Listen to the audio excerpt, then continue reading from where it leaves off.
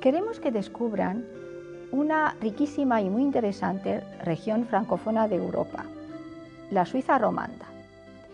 El francés se habla como idioma principal en 4 cantones suizos: Ginebra, Vaud, Neuchâtel y Jura. Y se habla mayoritariamente, junto con el alemán, en otros 2 cantones, en Friburgo y Valais. El documental se va a centrar en los cantones de Ginebra y de Vaud, y en las 2 ciudades más importantes de esos 2 cantones, situadas a las orillas del lago Lemán, la misma Ginebra y Lausana. Precisamente esta región y estas ciudades han atraído a muchas personalidades del campo de la literatura y del arte, pero, como tendrán ocasión de ver, también es el lugar donde se toman importantísimas decisiones sobre la buena marcha del mundo.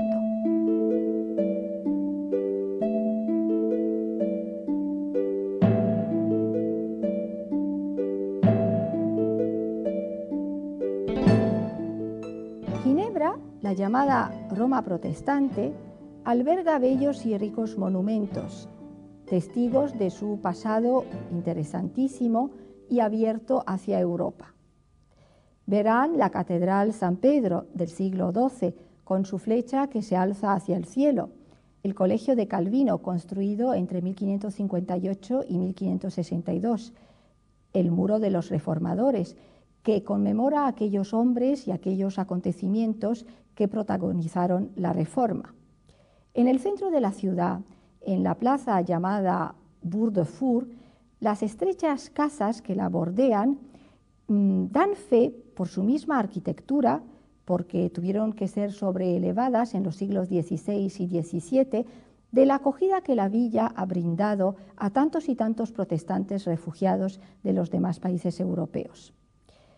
Esta vocación de ciudad acogedora y abierta al mundo, pendiente de los demás, empieza a forjarse con verdadera pasión en la segunda mitad del siglo XIX. Todo empezó en 1874, en una de las salas del ayuntamiento, donde se firmó la Convención de Ginebra, que es el origen de la Declaración de los Derechos Humanos, además de la fundación de la Cruz Roja Internacional. Ginebra empieza a ser verdaderamente importante en 1919, cuando se utiliza la ciudad como sede de la Sociedad de las Naciones. Esta organización es la que ha evolucionado hasta lo que hoy conocemos como Organización de las Naciones Unidas. Pero quizá no se sepa que la integración de Suiza en la Organización de las Naciones Unidas no ha sido completa hasta hace una fecha reciente. Celoso de su famosa neutralidad y por miedo de verse obligado a participar directamente en intervenciones militares, el Estado suizo no era miembro pleno de la organización.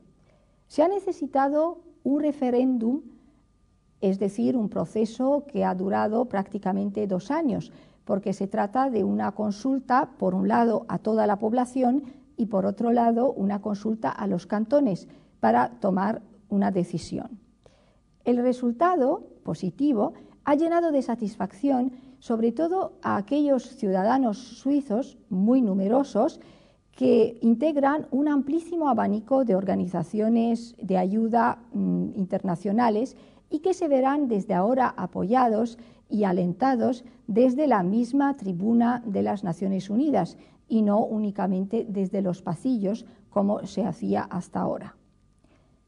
Este debate, integrado en uno más amplio sobre el papel de Suiza en Europa y en el mundo y la integración de los inmigrantes, sobre todo los que provienen de Kosovo y de las provincias de la antigua Yugoslavia, ha centrado el último año 2001.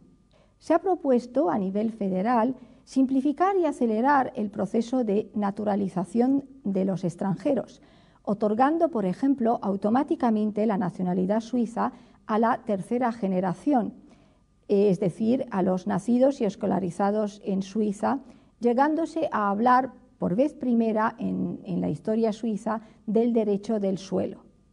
Todo ello ha creado a veces un cierto malestar y una cierta división. Y hace falta recordar que precisamente la Suiza romanda, la región francófona, es la parte más abiertamente europeísta del Estado federal. El año 2001 no ha sido un año muy bueno para los suizos.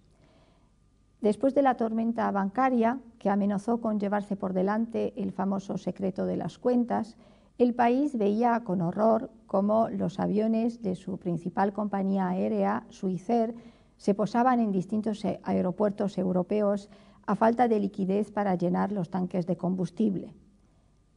Luego, un perturbado mataba a varios concejales en el cantón de Zug, mientras que el túnel del Gotardo sufría un accidente, al igual que un avión de la otra compañía suiza, Crossair.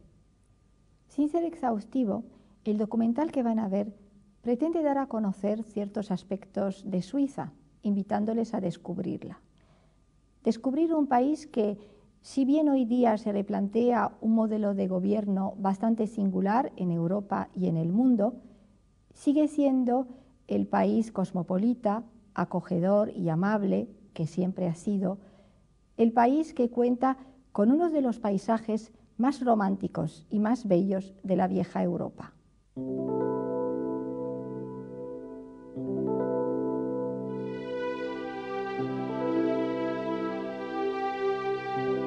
Suiza, con sus majestuosas montañas coronadas por emblemáticas cumbres, sus fértiles colinas y lagos de agua transparente, atrae a múltiples visitantes cada año.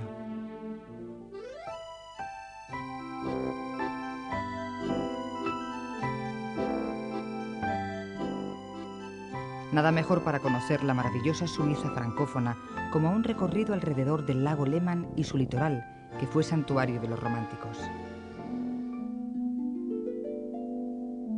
Su ruido continuo pero entrecortado a intervalos, golpeando sin parar mis oídos y mis ojos, suple al movimiento interno que la ensoñación había creado en mí. Bastaba que se hiciera sentir para complacer mi existencia sin tener necesidad de pensar.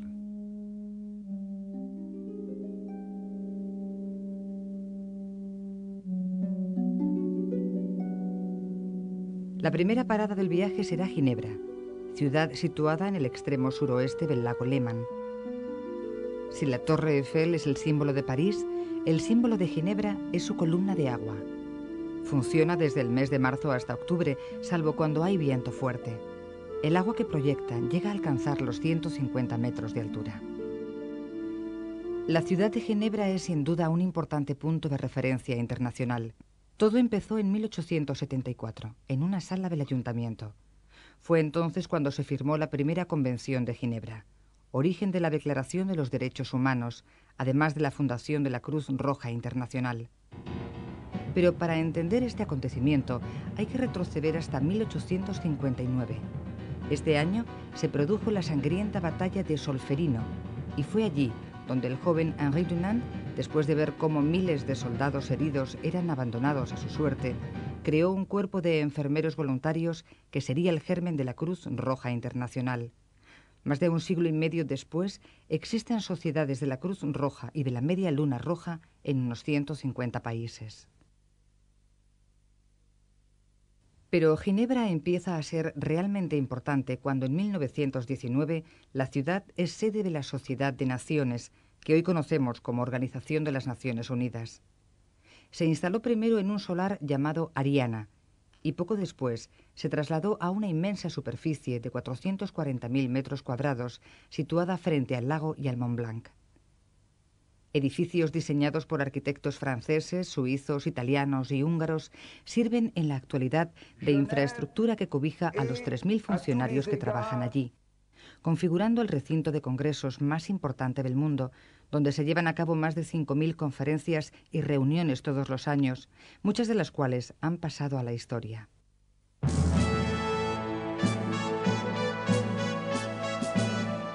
Las diversas salas del Palacio de las Naciones han sido decoradas gracias a las contribuciones de grandes personajes. Sus distintos frescos, las tapicerías o las esculturas son donaciones de los distintos países miembros, como la Sala del Consejo, un regalo del pueblo español. La decoración de esta sala, obra del pintor José María Sert, homenajea al jurista español del siglo XVI, Francisco de Vitoria. La mayoría de las pinturas rememoran las ruinas y los despojos causados por las miserias de las guerras, de donde surge una nueva sociedad fortalecida gracias a una mayor conciencia de unidad y solidaridad entre los pueblos. Aunque a veces las nuevas generaciones encuentran muchas dificultades para mantener la paz, como sucedió en las reuniones entre las partes en conflicto durante la guerra de Yugoslavia. El parque que circunda los edificios está lleno de obras de arte de distinta procedencia, como el globo de Manship en memoria del presidente Wilson o el chalet suizo de Friburgo.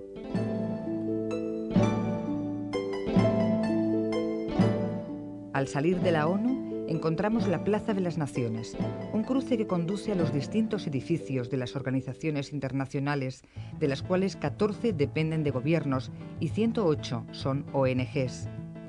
Dentro de las más importantes figura la Oficina Internacional del Trabajo, que ocupa un edificio gigantesco donde las 1.250 oficinas imitan la estructura de una colmena. Ginebra es también la sede de la Organización Mundial de la Salud, que está presente allí donde se necesita ayuda, como medicamentos o educación sanitaria.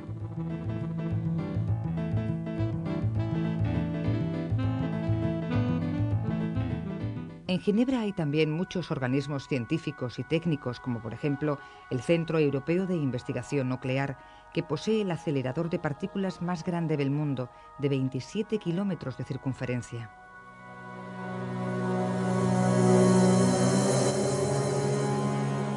Pero la Ginebra de los organismos internacionales no debe hacernos olvidar la vieja ciudad protestante, rica en monumentos artísticos, como por ejemplo la Catedral de San Pedro del siglo XII, con su flecha que apunta hacia el cielo.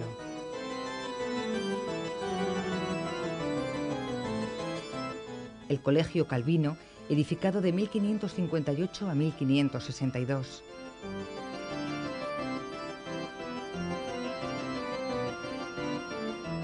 O el Monumento de la Reforma, también conocido como Muro de los Reformadores, que se encuentra en el Parque de los Bastión y rememora a aquellos hombres y acontecimientos importantes del protestantismo calvinista.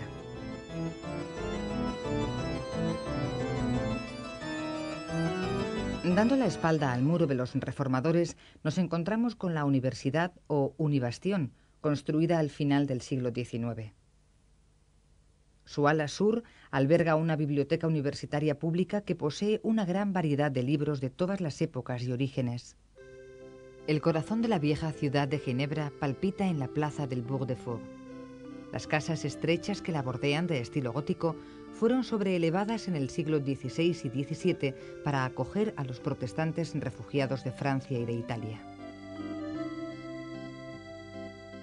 Para dejar Ginebra y dirigirse a Lausana, capital del cantón de Vaud, viajaremos por la carretera que bordea el lago Léman, que nos permitirá contemplar idílicos paisajes. Una vez en Lausana, subiremos a la Cité des Cieux, vieja parte de la ciudad marcada por 3 edificios importantes: la catedral, la academia y el castillo.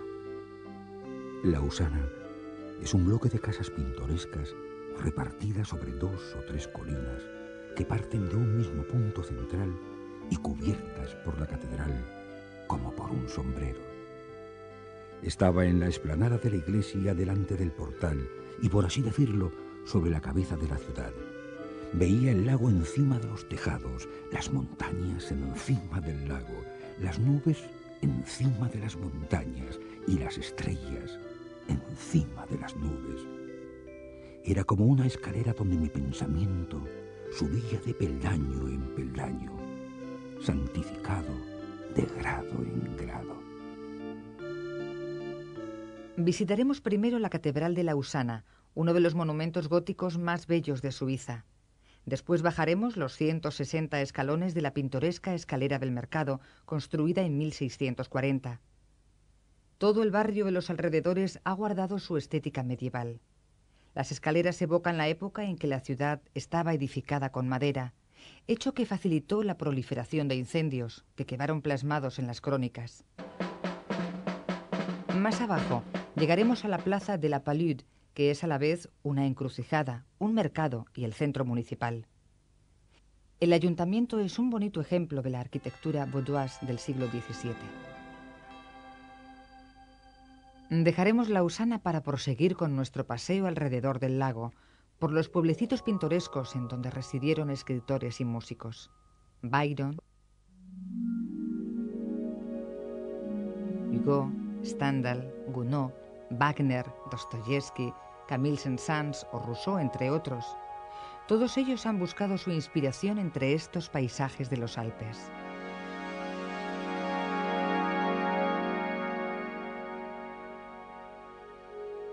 El castillo de Chillón es buen ejemplo de ello. Es aquí donde Byron encontró el tema para su poema El cautivo de Chillón, que cuenta la historia de Bonívar, prior de San Víctor de Ginebra, que estuvo preso en él durante 4 años. Después de Chillón, continuaremos por la orilla francesa del lago Léman para encontrarnos con Evian, la estación balnearia y termal dominada por la silueta del Mont Blanc. Desde allí, se puede volver a Ginebra en barco y disfrutar del encanto de estas aguas apacibles que tanto gustaban a los románticos.